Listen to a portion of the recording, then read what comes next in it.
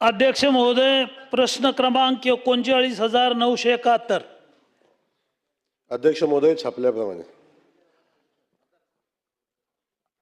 अध्यक्ष महोदय, माननीय मुख्यमंत्री आहेत, माननीय ग्रामविकास मंत्री आहेत. मी सुरुवातीला आपले आभार मानतो की माझ्या विधानसभा मतदारसंघात एकूण 42,000 घरकुलं मंजूर आहेत.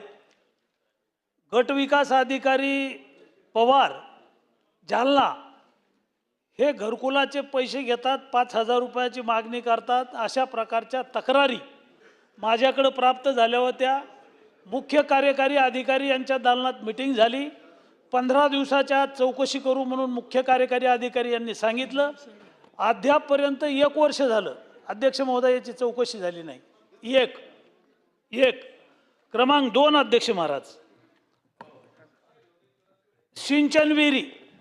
सिंचन विहिरीसाठी शासनानं जी काही योजना आणलेली आहे, शेतकऱ्यांना विहीर दिल्यानंतर सिंचन वाढलं पाहिजे, त्याचं उत्पन्न वाढलं पाहिजे, आत्महत्या थांबल्या पाहिजे, यासाठी सिंचन विहिरी दिल्या जातात.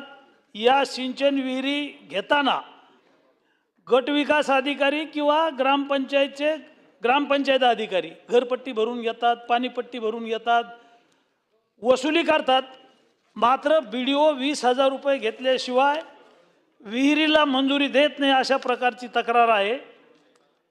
तिसरा प्रश्न आहे स्वच्छ भारत अभियान. स्वच्छ भारत अभियानामध्ये केंद्र सरकारच्या वतीनं जिल्हा परिषदेच्या हायस्कूल आहेत, प्राथमिक शाळा आहेत. या शाळेला किंवा माध्यमिक विद्यालयाला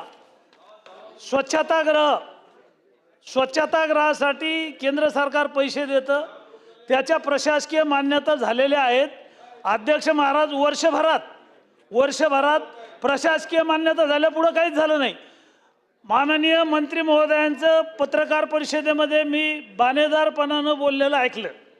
आपण म्हणालात घरकुलामध्ये जर पैसे घेतले तर ग्रामसेवक असेल, BDO असेल, त्याच्यावर तात्काळ निलंबनाची कारवाई करू. आपण बोललात महाराष्ट्रातले वडेट्टीवार साहेब, थोडा डिस्टर्ब करू नका ना. तुम्ही बोलताना आम्ही काही बोलत नाही, आम्हाला बोलू द्या ना. बोला. अध्यक्ष महोदय, आपण बोलला होतात पत्रकार परिषदेमध्ये, महाराष्ट्रातल्या घरकुलाच्या लाभार्थ्यांनी कौतुक केलं की इथून पुढे भ्रष्टाचार थांबेल. मात्र शेवलीतल्या मागासवर्गीय समाजाच्या घरकुलासाठी यांनी पैसे घेतलेले आहेत आणि विहिरीसाठी पैसे घेतलेले आहेत. 1 वर्ष झाले. मुख्य कार्यकारी अधिकारी यांच्या दालनात बैठक झाली, काहीही चौकशी झाली नाही. 5,000 रुपये जर गट विकास अधिकारी घेत असतील तर आपण त्यांना निलंबित करणार का? आपण त्यांना निलंबित करणार का? महाराष्ट्रातला भ्रष्टाचार थांबवायचा असेल तर एखादी कारवाई तरी आपण केली पाहिजे. अशा प्रकारची 288 आमदाराच्या वतीनं आपल्याला विनंती आहे.